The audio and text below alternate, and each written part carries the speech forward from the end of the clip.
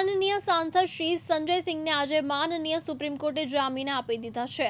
ત્યારે મહીસાગર જિલ્લાના લુણાવાડા તાલુકાના થાણા સાવલી આમ આદમી પાર્ટીના કાર્યાલય ખાતે ફટાકડા ફોડી અને મીઠાઈ ખવડાવી ખુશી વ્યક્ત કરી, જેમાં આમ આદમી પાર્ટીના તેમજ કોંગ્રેસના હોદ્દેદાર તેમજ કાર્યકરો હાજર રહ્યા હતા। સત્યમેવ જયતે, સત્યનો હંમેશા વિજય થતો હોય છે।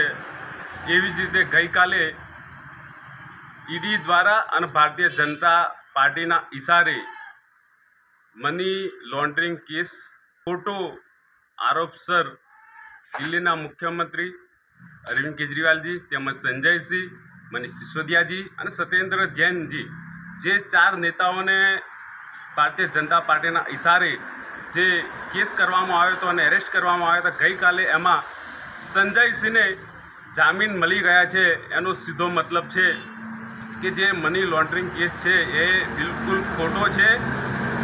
અનેક વખત પુરાવા કોર્ટની અંદર ઈડી પાસે માગવામાં આવ્યા હતા, તો પણ કોઈ કોર્ટની અંદર પુરાવા ન મળવાના કારણે ગઈકાલે જે સંજયસિંહને જામીન મળ્યા છે એ એક પુરાવા જ છે કે એ ખોટો કેસ છે।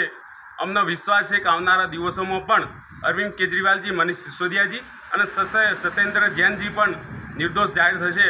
અને આજે અમે અમારી જીત આમ આદમી પાર્ટીની થઈ છે, એની અંદર લુણાવાડા મહીસાગરની અંદર મીઠાઈ વેચીને ફટાકડા ફોડીને એને ઉત્સાહ મનાય છે। આવનારા દિવસો પણ ખૂબ ઉત્સાહ મળે એવી અમે આશા રાખીએ છીએ। જય હિન્દ, જય ભારત। હું નટવરસિંહ સોલંકી, આમ આદમી મહીસાગર।